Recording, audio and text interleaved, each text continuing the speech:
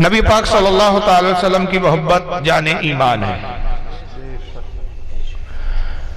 بلکہ اگر یہ کہا جائے کہ ایمان کی اصل ہی محبت رسول ہے تو یہی ایک حقیقت ہے۔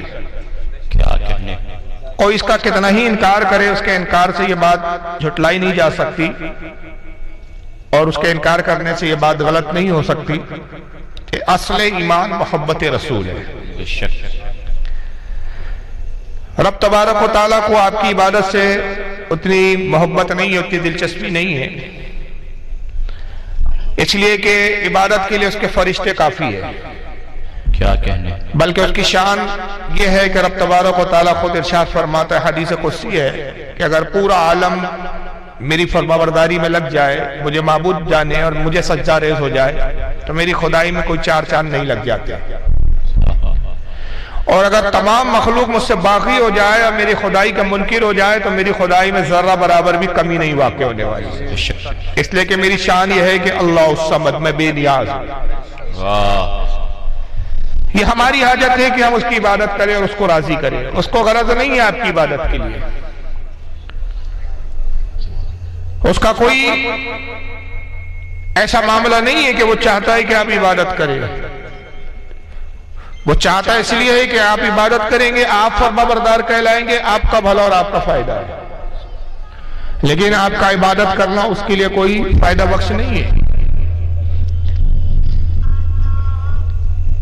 اس نے بے شمار فرشتوں کی تخلیق کی جو اس کی عبادت کے لیے کافی ہے، مگر پھر انسان کی بھی تخلیق کی تو مقصد کیا تھا؟ خود حدیث قدسی میں رب ارشاد فرماتا ہے، اللہ فرماتا ہے کہ لولاک لما خلقت الافلاق، اے میرے محبوب اگر تجھے پیدا کرنا مقصود نہ ہوتا میں کائنات کی تخلیق ہی نہ کرتا۔ کائنات کی تخلیق کا مقصد یہ کہ اے محبوب تیرا خلق کیا جانا اور میرا تجھ سے محبت کرنا اور تمام مخلوق سے تیری محبت کا مطالبہ کرنا۔ تو سب سے بڑھ کر جو چیز رب کو پسند ہے وہ ہے اس کے محبوب سے محبت۔ ایک شخص عبادت تو خوب کرے لیکن نبی سے محبت نہ ہو تو اس کی عبادت منہ پہ مار دی جائے گی، اور کوئی شخص کی عبادت تو کم ہو لیکن نبی کی محبت کامل اور اکمل ہے تو یہی محبت اس کے لیے ذریعہ نجات کا سبب بن جائے گی۔ اس لیے کہ محبت ہی رسول سے محبت کرنا ہی ایمان ہے۔ جی ایمان اس وقت تک مکمل ہو ہی نہیں سکتا جب تک نبی پاک صلی اللہ علیہ وسلم سے محبت دل میں جاگزی نہ ہو جائے۔ اس تعلق سے حدیث پاک میں واضح طور پر ملتا ہے کہ حضرت عمر سے ایک مرتبہ سرکار نے ارشاد فرمایا، اے عمر مجھ سے کتنی محبت کرتے ہو؟ عرض کہ یا رسول اللہ میں اتنی محبت کرتا ہوں کہ اپنا مال سب کچھ آپ پہ قربان کر سکتا ہوں، اپنا گھر، اپنے اہل و عیال سب کچھ آپ پہ قربان کر سکتا ہوں۔ آقا نے فرمایا عمر تیری محبت ابھی کامل نہیں ہوئی ہے، اور یہ اس عمر سے کہا جا رہا ہے کہ جس کی عبادت اور نیکیوں کا عالم یہ کہ آقا کہتے ہیں جتنے آسمان میں ستارے ہیں اتنی عمر کی نیکیاں ہیں۔ تو آپ کی اور ہماری نیکیاں عمر کے سامنے کیا ہے رضی اللہ تعالیٰ۔ اے عمر تیرا ایمان مکمل نہیں ہوا۔ ملا علی قاری حدیث کی تشریح اور شرح کرتے ہوئے بیان کرتے ہیں کہ جس وقت عمر نے کہا تھا محبت رسول اس وقت نہیں تھی، محبت رسول بھی یہ رسول کی طرف سے انعام ہے، حضور جسے چاہتے ہیں اپنی محبت عطا فرماتے ہیں۔ جب کہا محبت میں کمی تھی حضرت عمر نے صاحب گوئی سے کام لیا، جو کیفیت تھی بیان کر دیا، جھوٹ نہیں کہا۔ نبی کو یادہ پسند آئی، دوسرے ہی لمحے بارگاہ رسالت سے محبت کی اکملیت عطا کر دی گئی، اور اس کے بعد حضرت عمر پھر فوراً عرض کرتے یا رسول اللہ میں اتنی محبت آپ سے کرتا ہوں کہ اپنی اولاد، اپنے مال اور اپنی جان کو بھی آپ پر قربان کر سکتا ہوں۔ آقا نے فرمایا عمر اب ایمان مکمل ہوا۔ سبحان اللہ سبحان اللہ۔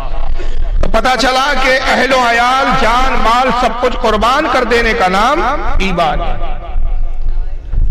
اور پھر ایک دوسری حدیث میں صحیح بخاری کی حدیث ہے کتاب الایمان، اور کتاب الایمان کی حدیث نمبر 14 حضرت انس بن مالک سے روایت ہے کہ آقا فرماتے ہیں لا یؤمن احدکم حتی اکون احب الیہ من والدہ وولدہ والناس اجمعین۔ فرمایا لوگوں تم میں سے اس وقت تک کوئی مومن ہو ہی نہیں سکتا جب تک وہ مجھ سے اپنی اولاد سے زیادہ، اپنے ماں باپ سے زیادہ، اپنے عزیز و اقارب سے زیادہ، والناس اجمعین دنیا کے تمام لوگوں سے زیادہ جب تک مجھ سے محبت نہ کرے وہ مومن ہو ہی نہیں سکتا۔ کیا کہنے۔ تو مومن ہونے کی شرط اولین ہے نبی پاک صلی اللہ علیہ وسلم سے کتنی محبت؟ باپ سے زیادہ محبت نبی سے، ماں سے زیادہ محبت نبی سے، اولاد سے زیادہ محبت نبی سے، بھائی سے زیادہ محبت نبی سے، دنیا کے تمام عزیز و اقارب، تمام اشیاء سے سب سے زیادہ محبت رسول اللہ سے۔ یہ ایمان کامل ہے۔ اور ظاہر سی بات ہے کہ جب نبی سے محبت ہوگی تو نبی کی ہر اس شے سے بھی محبت ہوگی جس سے نبی نے محبت کی۔ سبحان اللہ۔ اس لیے کہ مشہور ہے کہ دوست کا دوست بھی دوست ہوا کرتا ہے، دوست کا دشمن بھی دشمن ہوا کرتا ہے۔ تو اس اصول کے تحت ایک واضح حکم صادر ہو جاتا ہے، ایک واضح اصول ہمارے نگاہوں کے سامنے آ جاتا ہے کہ اب نبی کو جس سے محبت ہے ہم بھی اس سے محبت کریں گے، اور نبی کو جس سے نفرت ہے یا جو نبی سے نفرت کرتا ہے ہم بھی اس سے نفرت کریں گے۔ یاد رکھیے محبت اور نفرت ایک جگہ جمع نہیں ہو سکتے۔ یہ تو ہو نہیں سکتا کہ آپ نبی سے محبت کا دعویٰ کریں پھر نبی کے گستاخوں سے یا نبی کی توہین کرنے والوں سے بھی محبت رکھیں۔ ایک قلب میں دو محبتیں داخل نہیں ہو سکتی۔ نبی کو کس سے محبت تھی؟ نبی کو اپنے صحابہ سے محبت تھی، نبی کو اپنے اہل بیت سے محبت تھی۔ میں آپ سے ایک سوال کرتا ہوں، آپ کو اپنی ماں سے محبت ہے یا نہیں ہے؟ نا؟ دنیا میں جتنے رشتے ہیں سب سے عزیز ترین رشتہ، سب سے عزیز ترین رشتہ، ظاہری رشتہ دنیا میں جو ہے وہ رشتہ ہے ماں اور بیٹے کا رشتہ، ماں اور اولاد کا رشتہ۔ ماں کے بعد پھر باپ کا نمبر آتا ہے، باپ کے بعد پھر بھائی ہے، پھر باقی عزیز و اقارب ہے۔ یاد رکھیے بیوی طلاق دے دی جائے دوسری بیوی مل سکتی ہے، ماں کو چھوڑا نہیں جا سکتا، ماں کو ترک نہیں کیا جا سکتا۔ بیوی کا رشتہ اتنا نازک ہے تو بڑا عظیم رشتہ، قائم جنت میں ہوا تھا۔ اس رشتے کی عظمت کا یہ عالم کہ قائم جنت میں ہوا، اس رشتے کی عظمت کا یہ عالم کہ تمام رشتے اسی رشتے سے وابستہ ہے۔ جب تک ایک مرد اور عورت کا نکاح نہیں ہوتا، ایک مرد باپ نہیں بنتا، ایک عورت ماں نہیں بنتی، سارے رشتے اسی سے وابستہ ہے۔ نکاح کے بعد کوئی کسی کا پھوپھا بنتا ہے، کوئی کسی کی پھوپھی بنتی ہے، کوئی کسی کا خالہ بنتا ہے، خالہ بنتی ہے، کوئی کسی کا خالو بنتا ہے، کوئی بھابھی بنتی ہے، کوئی بھائی بنتا ہے، سارے رشتے اسی رشتے سے وابستہ ہے۔ تو اتنا عظیم رشتہ کہ سارے شاخیں اس رشتے سے ہی پھوٹ کے نکلتی ہے، مگر نازک اتنا کہ 3 بار اگر کہہ دیا اور غلطی سے بھی کہہ دیا طلاق طلاق طلاق ختم، اب وہی عورت اجنبی ہو گئی۔ مگر ماں کا رشتہ اتنا مضبوط رشتہ، اتنا عظیم رشتہ کہ دن بھر تسبیح لے کے بیٹھ جائے، اے ماں تو میری ماں نہیں، اے ماں تو میری ماں نہیں، تب بھی رشتہ ٹوٹتا نہیں۔ دن بھر وظیفہ پڑھتے رہیے کہ تو میری ماں نہیں، مگر رشتہ ٹوٹنے کا نام نہیں لیتا۔ یہ بڑا عظیم رشتہ ہے۔ تو سب سے بہتر سب سے عظیم رشتہ ماں کا۔ آپ کو اور ہمیں اپنی ماں سے محبت ہے یا نہیں؟ بے شک۔ اور ماں کی عظمت نبی نے کتنی بتائی۔ موضوع میرا والدین کی محبت یا والدین کی عظمت نہیں ہے، موضوع تو کچھ اور ہے، لیکن میں تمہید کے ذریعے اس منزل تک لے جانا چاہ رہا ہوں۔ آقا کہتے ہیں ماں کا رشتہ کتنا عظیم رشتہ، کیا ہے تمہاری ماں کا مقام؟ فرمایا تمہاری ماں کے قدموں کے نیچے جنت ہے۔ سبحان اللہ۔ ہماری ماں کے قدموں کے نیچے جنت، کیا مراد؟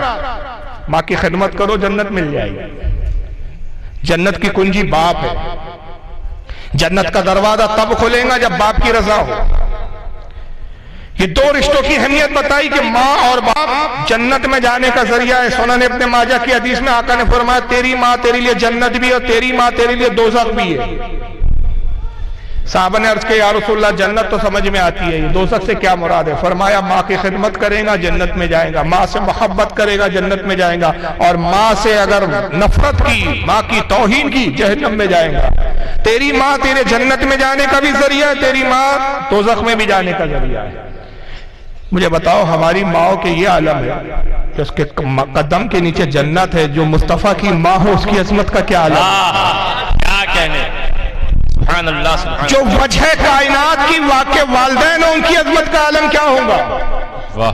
پھر نبی کو اپنی ماں سے کتنی محبت ہوگی، اپنے والد عبداللہ سے کتنی محبت ہوگی، اور ماں بھی ایسی، ماں بھی ایسی، باپ بھی ایسا، رشتہ دار بھی ایسے، نبی کا خاندان بھی ایسا کہ میرے آقا فرماتے ہیں لوگوں آگاہ ہو جاؤ، تم میں سے کوئی دعویٰ نہیں کر سکتا کہ آدم تک اس کا نسب صحیح نسب ہے۔ ہر کسی کے نسب میں کہیں نہ کہیں کھوٹ ضرور ہے۔